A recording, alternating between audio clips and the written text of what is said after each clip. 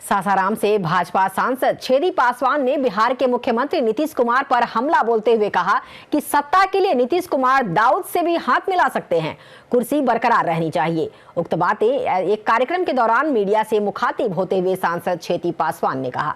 साथ ही उन्होंने कहा कि बिहार में अब कोई भी विकास का कार्य नहीं हो रहा है और जो भी हो रहा है वह केंद्र सरकार के सहयोग से ही हो रहा है। वहीं प्रधानमंत्री के दावेदारी के सवाल पर सांसद ने कहा कि नीतीश कुमार का यह सपना कभी भी पूरा नहीं हो सकता है। जो गरीब और जरूरतमंदों के लिए सोचता है और कार्य करता है, जनता उसे ही प्रधानमंत्री चुनती है। एक कहावत के माध्यम से कहा कि जिन्होंने कभी गरीबी देखा ही नहीं वह गरीबों के हित में कार्य नहीं कर सकता। कोरोना जैसी महामारी काल में भी प्रधानमंत्री नरेंद्र मोदी ने पूरे देश में गरीबों के लिए मुफ्त में अनाज का वितरण किया था। पंडित दीनदयाल उपाध्याय के सपनों को साकार करने के लिए वे लगातार कार्य कर रहे हैं, इसलिए आगे भी प्रधानमंत्री नरेंद्र मोदी ही देश के प्रधानमंत्री बनेंगे।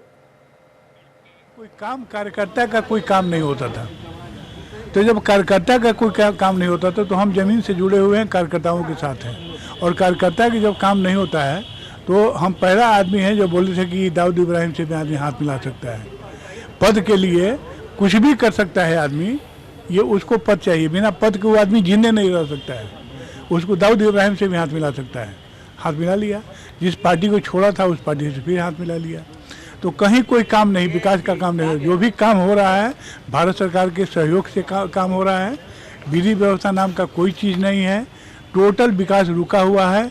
टोटल जीर्ण अवस्था में बिहार टूटा हुआ है और बिहार को बहुत ज़्यादा नुकसान हो रहा है। यहाँ के लोगों को बहुत ज़्यादा नुकसान हो रहा है। यदि सरकार को तत्काल समाप्त नहीं किया गया तो यहाँ बिहार के लोगों को काफ़ी परेशानी